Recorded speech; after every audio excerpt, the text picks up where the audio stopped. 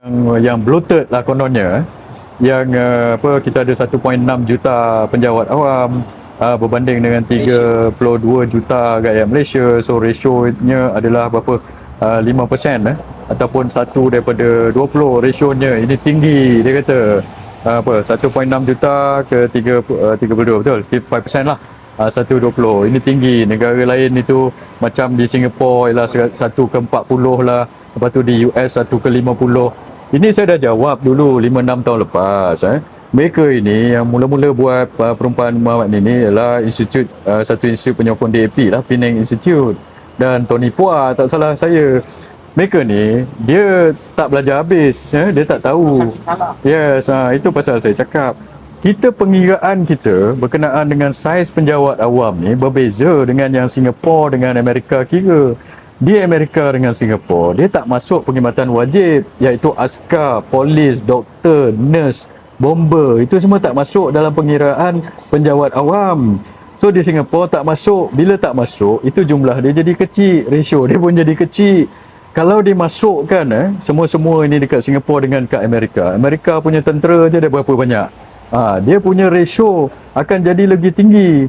Kalau kita tolak pengiraan penjawat awam kita macam yang Singapura kira dengan yang Amerika kira, kita tolak askar, tolak polis, tolak nurse, tolak doktor, tolak perkhidmatan wajib ini, tolak cikgu dan sebagainya, maka ratio kita akan lebih kurang atau sama dengan atau lebih rendah daripada Singapura. Singapura kata dia 1 kepada berapa, 10 ke macam itu.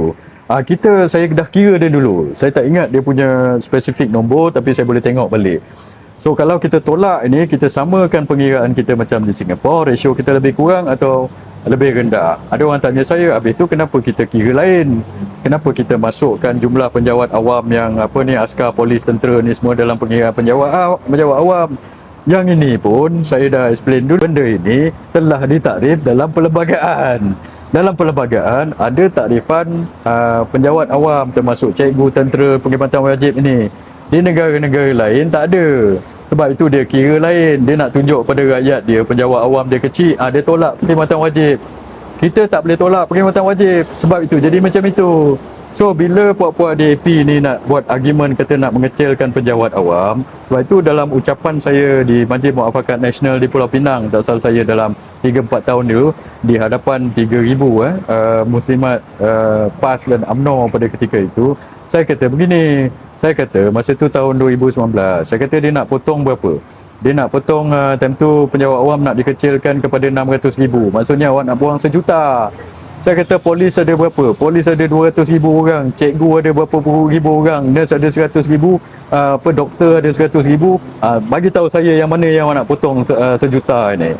Kalau dia potong 1 juta penjawat awam, maksudnya nurse tak ada, doktor kurang, ini kurang. Bila kita jadi COVID tahun 2020 itu, gimana awak nak dapat penjawat awam? Bila sekarang ni awak ceritalah ini bloated lah, apalah. Tapi bila ada krisis, macam mana? Kalau ada ni, kalau bomba awak potong, rumah awak terbakar, awak nak panggil siapa? Padam sendirilah.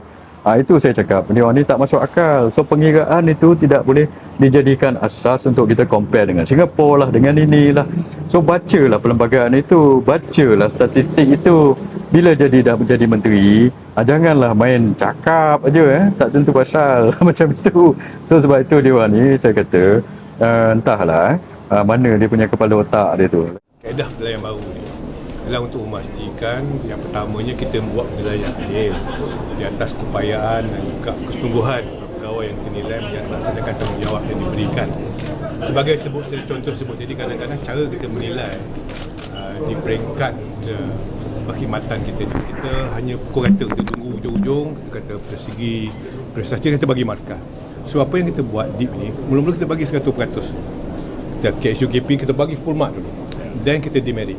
Katakan dia tak mencapai KPI ataupun tugasan yang gagal dilaksanakan, kita akan potong markah. Dan perkara ini JPA sokong dan akan melaksanakan, kita akan buat secara, akan buat serta-merta lah. Dan bukan hanya di peringkat KSUKP, saya minta ketua-ketua jabatan pegawai penilaian buat perkara yang sama. Ini untuk memastikan agar penilaian yang dibuat itu betul-betul penilaian yang objektif dan adil serta bersifat progresif.